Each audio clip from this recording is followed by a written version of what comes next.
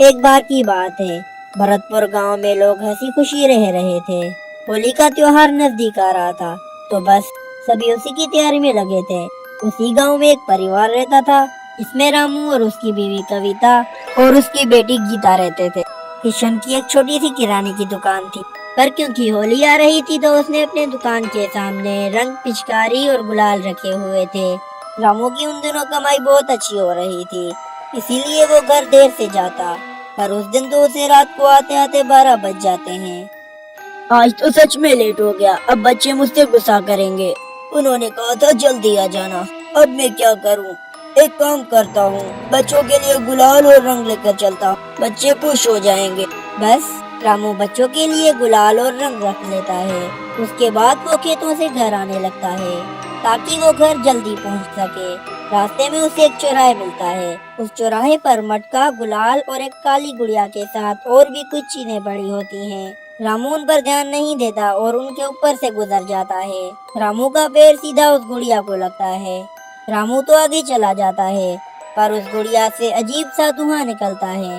धुआं उठने के बाद उसमें से एक अजीब सी चुड़ैल निकलती है। मैं आजाद हो गई, मैं आजाद हो गई। चुड़ैल उस गुड़िया से आजाद होकर बहुत खुश होती है। फिर उसे रामू जाते हुए दिखता है, जिसके हाथ में गुलाल की थैली होती है। गुलाल, रंग, अरे वाह, मजा आ गया, इस बार मैं भी होली खेलूंगी। चुड़ैल रंग गुलाल देखकर बहुत खुश हो जाती है। वो चुपके से रामू की थैली से सारा गुलाल निकाल लेती है। वो पागलों की तरह उस गुलाल को हवा में उड़ाने लगती है। उस रात चुड़ैल अपने मुंह पे रंग गुलाल लगाकर रामू के पीछे पीछे चली जाती है। जब रामू घर पहुंचता है तो वो उसके पीछे उसके घर आ जाती है। अब घर पहुंचकर रामू बच्चों को थैली में से गुलाब निकाल कर देने लगता है तो उसे थैली में कुछ मिलता ही नहीं है। अरे, मैंने खुद इस थैली में गुलाल और रंग रखा था, कहाँ चला गया? अरे क्या पता, कहीं रास्ते में गिर गया हो। रामू और उसका परिवार सो जाता है और रात को चुड़ैल उसके ही घर में घुसी होती है। वहाँ उसको रसोई में बहुत सारी गुच्छियाँ रखी हुई मिलती हैं। अरे वाह, गुच्छियाँ, वो भी इतनी सारी, मेरे तो मजे ही आ गए। अब तो मैं ये सारी गुच्छियाँ खाऊंगी। चुड़ैल फिर एक गुच्छिया उठाकर खाने लगती है। उसको वो गुच्छियाँ इतनी स्वादिष्ट लगती हैं कि वो गपागप सारी गुच्छियाँ खा जाती है। बहुत स्वादिष्ट थी ये तो, मेरा तो पेट भर गया। अब तो मैं किसी पेड़ पे जाकर आराम से सोऊंगी। सुबह जब कविता रसोई में आती है तो उसे एक भी गुच्छिया नहीं मिलती। वो तो बड़ी हैरान होती है। अरे, अभी रात को ही तो इतनी सारी गुच्छियाँ रखी थी, इधर तो एक भी दिखाई नहीं दे रही। आखिर सारी गुच्छियाँ गई कहाँ? कविता गुस्से में बच्चों को आवाज देती है। बच्चों, इधर आओ, इधर से सच सच बताओ, गुच्छियाँ किसने खाई? मैंने तो एक गुच्छिया भी नहीं खाई मम्मी, सच्ची। सबको बड़ी हैरानी होती है, पर वो कर भी कह सकते हैं। कविता अब छत पर जाकर कचरी और पापड़ बनाने लगती है। वो चुड़ैल भी छत पर बैठकर कविता को देख रही होती है। अरे वाह, आज मुझे कचरी और पापड़ खाने को मिलेंगे, मजा आएगा।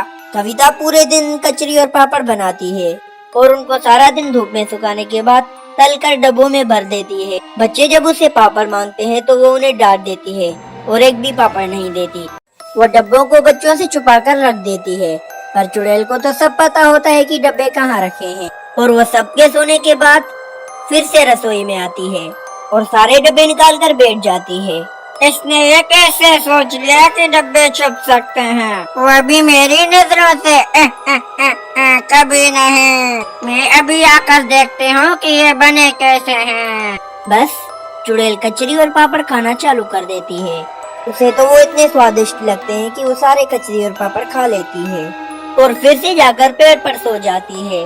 अब अगले दिन कविता जब रसोई में जाती है तो वो उसे डब्बे खाली मिलते हैं। ये क्या, ये तो पापड़ के डब्बे हैं और कचरी के, इसमें से कचरी और पापड़ कहाँ गए? आखिर ऐसा काम कौन कर रहा है? कविता फिर बच्चों से पूछती है और उन्हें खूब डांटती है, पर बच्चे तो बार बार यही बात कह रहे थे कि हमें तो पता ही नहीं था कि कचरी और पापड़ कहाँ रखे हैं। कविता अब तो बिल्कुल परेशान होकर बैठ जाती है। रात को चुड़ैल रसोई में रखी चीजें खा जाती और पूरा दिन रामू के साथ दुकान में काम करती, जहाँ बाहर घूमती फिरती। कितनी बार रामू को लोग देखते कि वो अपने मुंह पे रंग लगाकर क्यों बैठा है, पर दरअसल वो एक चुड़ैल होती है जो रामू के शरीर में कब्जा करके बैठी होती है। उसे खाने पीने का और होली का बहुत शौक होता है। अब एक दिन रामू अपने भैया और भाभी के यहाँ जाता है रंग देने।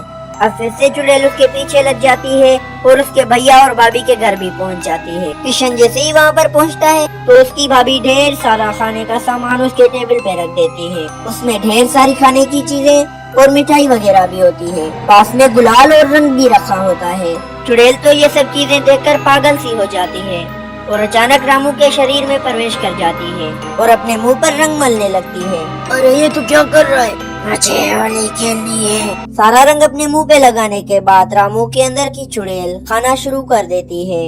वो एक के बाद एक मिठाई खाना चालू कर देती है। रामू के भैया और भाभी उसे देखकर बहुत चक्के रह जाते हैं। अरे भैया आप आराम से खाओ ना, जल्दी क्या है? अजय मुझे कुछ गड़बड़ लग रही है। भैया कितनी अजीब आवाज में बोल रहे हैं। पहले जब आए थे तो ठीक थे।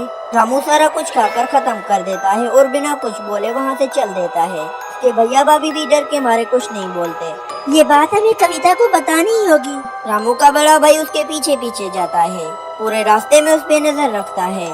रामू रास्ते में रुककर कुछ लोगों को देखने लगता है जो होली खेल रहे होते हैं और फिर उनके साथ पागलों की तरह होली खेलने लगता है। रामू के भाई को कुछ समझ नहीं आता। वो उसके जल्दी से घर पहुंचता है और कविता को सारी बात बताता है।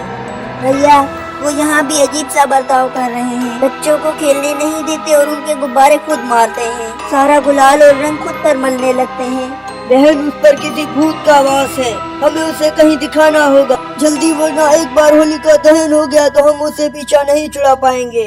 बस जैसे ही रामू घर आता है उससे पहले वो एक तांत्रिक को बुला लेते हैं जो घर में सारी तैयारी करके रखता है। ये सब क्या है?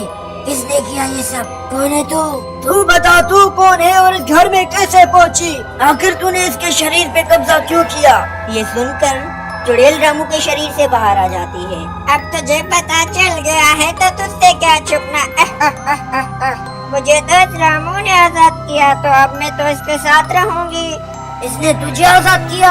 हाँ, मुझे तो कैद कर दिया इस गुड़िया में और छोड़ दिया था चौराहे पर रामू ने मुझ पे पैर रखा और मैं आजाद हो गए। मैंने कितनी दफा मना किया था इनको कि चौराहों से देखकर निकला करूं, पर ये तो मेरी सुनते ही नहीं है। कोई नहीं, अब मैं इसका इलाज करूंगा। बता तू क्या चाहती है? मुझे तो होली खेलनी है, बस होली खेलकर मैं चली जाऊंगी। होली खेलनी है? तुझे होली से इतना प्यार क्यों है? मुझे होली बहुत पसंद थी पर मैं बहुत गरीब थी। कभी न होली पे पकवान देखे और न रंग गुलाल। ऐसे ही बड़े हो गए और ऐसे ही एक होली पर मैं बहुत बीमार हो गई और मेरी मौत हो गई और मैं एक लड़की के शरीर में रहने लगी और उन्होंने मुझे एक गुड़िया में बंद करके चौराहे पर छोड़ दिया। पर जब रामू ने उस गुड़िया पर पैर रखा तो मैं आजाद हो गई। पर तू ये ठीक नहीं कर रही। ये तेरा घर नहीं है, ना ही तेरा शरीर है, छोड़ जा। नहीं नहीं, मैं कहीं नहीं जाऊंगी, यहीं रहूंगी और होली मनाऊंगी। तेरी होली खेलने की इच्छा को मैं पूरी करूंगा, पर वादा कर तू हमेशा के लिए चली जाएगी उसके बाद। ठीक है, पर मुझे इस बार नहीं, हर बार होली खेलनी है। तो मुझे कैद नहीं करेगा, बस मैं हर साल आऊंगी और होली खेलूंगी इन लोगों के साथ। अगर तू हमें नुकसान पहुंचाए बिना हर साल आएगी और हमारे साथ होली खेल कर चली जाएगी तो हमें कोई दिक्कत नहीं। तुम कभी किसी के साथ बुरा नहीं करोगी? नहीं करूँगी, बस मुझे होली खेलनी और पकवान खाने हैं। चुड़ैल की बात कविता मान जाती है और अगले दिन सारे लोग होली खेलते हैं।